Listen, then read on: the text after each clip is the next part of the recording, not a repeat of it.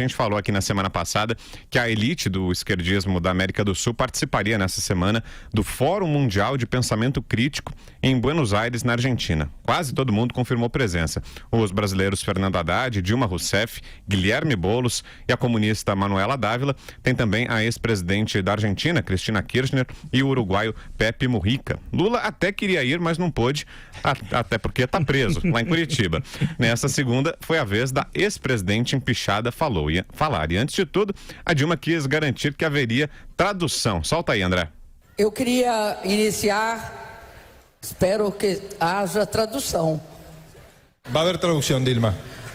Eu queria iniciar dizendo que para mim é muito importante estar aqui hoje, porque eu venho aqui primeiro conversar com nossa América. Ela não sabia direito se falava em português, se falava em espanhol, pediu tradução, mas aí ensaiou mesmo um portunhol. Mais adiante, a Dilma falou também sobre a tal frente democrática que a esquerda planeja organizar para combater os que chamam de governos fascistas. Vamos acompanhar. A nossa frente é uma frente democrática e popular, não simplesmente uma frente. É uma frente que combate o neoliberalismo, porque se não combater o neoliberalismo, a população brasileira não tem um projeto, vai ficar absolutamente aberta a todas as cooptações possíveis, e uma frente democrática também, democrática que seja mais ampla possível e ser capaz de fazer todas as alianças necessárias com todos os segmentos. A gente fará aliança até com o diabo para combatê-los. Agora, tem de ter uma espinha dorsal, tem de ter um coração. E o coração é anti-neoliberal e anti-autoritário neofascista. Inclusive, se você vê o programa pela internet, você viu ali que tem um rapaz de barba, até bocejou durante a fala da Dilma. E continuando, ela foi além, criticou também o uso do WhatsApp nas eleições aqui no Brasil. O uso do WhatsApp é altamente favorável a projetos autoritários, não democráticos, que não gostam do confronto e que gostam de processos em que você cria estereótipos sobre seus adversários, instalando preconceito, ódio e uma reação violenta. No Brasil, houve impulsionamentos massivos e maciços, porque utilizou o WhatsApp em todas as proporções imaginárias. O Augusto já está escandalizado, então vamos parar por aqui. Tá difícil, hein, Augusto? Eu quero que o professor aqui traduza para mim. Isso aí precisou de legendas em espanhol, mas eu continuei não entendendo. Deu trabalho pro tradutor, pro intérprete. Se vem em português, se vem em espanhol, não dá para saber. Quero saber o que o Vílio Zé entender, depois eu falo. Olha, o incrível aí, nesse caso específico, seria muito importante quem puder acessar o YouTube, depois ver o vídeo do programa na internet, acesse o canal do Pingo nos Is, porque é hilariante o entrevistador. O entrevistador está atônito, olhando para ela e não entendendo nada do que ela está falando. Olhando, e acho que pensando, como é que os brasileiros elegeram essa senhora 2 vezes presidente da República? Acho que o entrevistador pensou isso.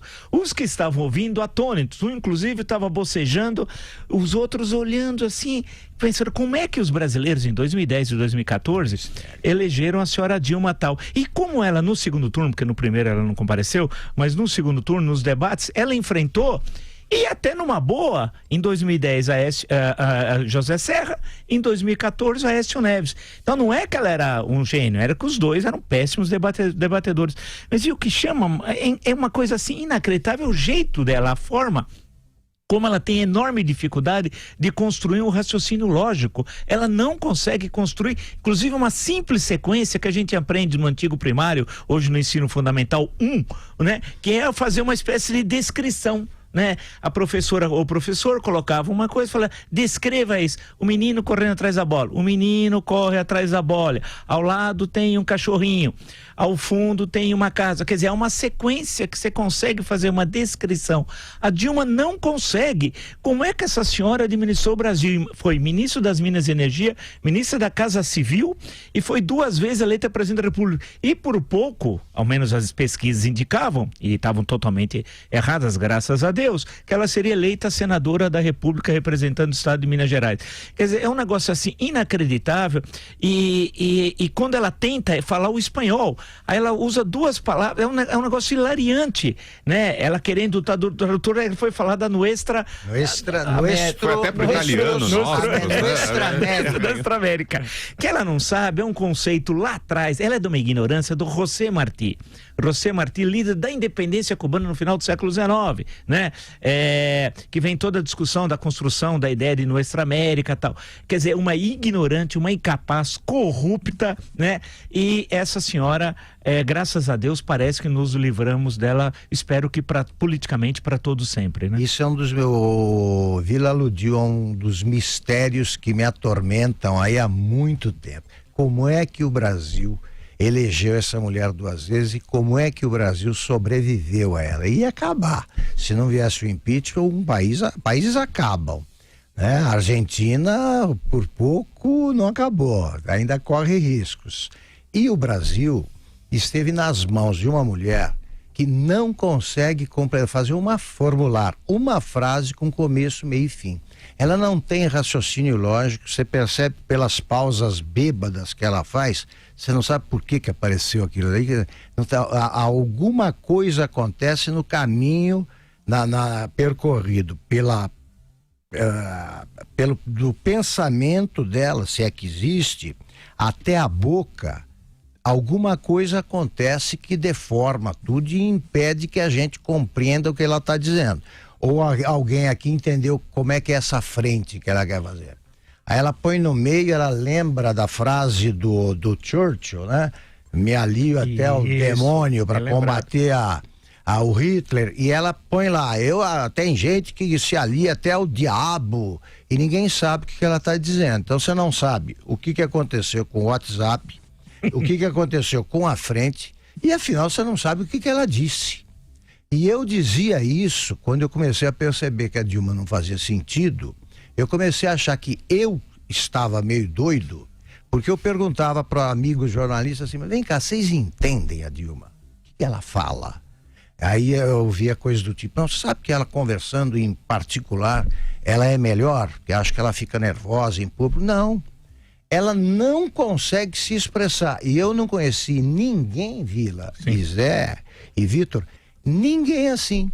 Eu não sei que tipo de problema neurológico, sei lá o que acontece, que faz isso aí.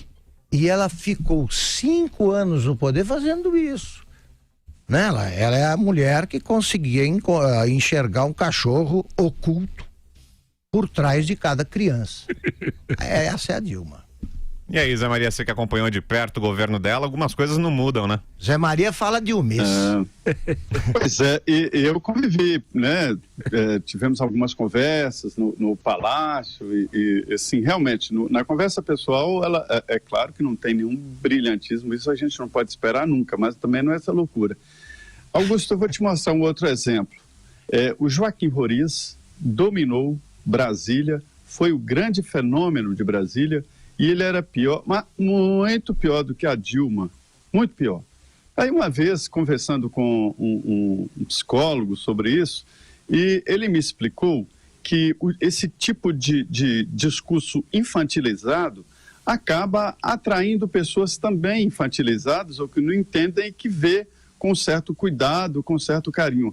Era o caso do Roriz aqui, né? O senhor dos votos do Distrito Federal, ele não conseguia falar uma palavra, não uma frase, não, uma palavra. E acabou sendo o grande ídolo de Brasília, morreu há pouco tempo e tal, e fez muita besteira aqui, inchou Brasília, enfim, não foi uma gestão boa, mas ele era bom de voto. E o professor matou a mosca, né? Acertou na mosca e matou a mosca. É quando ele diz que a Dilma não teve adversários. O Aécio era um adversário ali no momento que não fazia frente ao que o povo estava querendo. E agora a gente viu, por exemplo, assim, o Jair Bolsonaro disputar como um grande adversário. A gente chega à conclusão que o PSDB acabou sendo o grande eleitor de pessoas como a Dilma e do Lula, né? Porque eles não tiveram adversários fortes, realmente conhecedores do Brasil e que o Brasil os reconheciam como representante. Isso que aconteceu. Nesse comentário aqui, ele tem que ser dividido em duas frentes. Uma é a Dilma, que rouba a atenção, não pelo que ela faz de bom, mas porque ela espalha, né? Pelo que ela assombra e assusta. Um discurso desse, falar em fazer aliança até com o diabo para uma plateia dessa, é um suicídio político. Isso não existe, isso não existe. Ninguém pode fazer uma proposta de fazer pacto com o diabo para absolutamente nada. É desconhecer a força oculta e o que é realmente o diabo. Mas esse fórum, ele tem lá a sua função. São todos derrotados, todos, né? Todos ali são derrotados. A exceção do Mujica, que não é governo, mas não é exatamente um derrotado. Então, assim, é uma choradeira, um discurso todo, o discurso médio ali foi de admitir derrota e admitir preocupação para o futuro. Daí até que esse discurso de fazer um acordo até com o diabo para tentar impedir o que é lógico, que é a ascensão do liberalismo na América do Sul. Então, é assim que eu vejo esse fórum, e tem que se dividir entre o fórum, que é uma reunião de derrotados e uma grande preocupação, mas tem que existir, eles têm que existir. Graças a Deus, é que desta vez eles não estão lá com recursos públicos e nem gastando os aviões da Embraer aqui.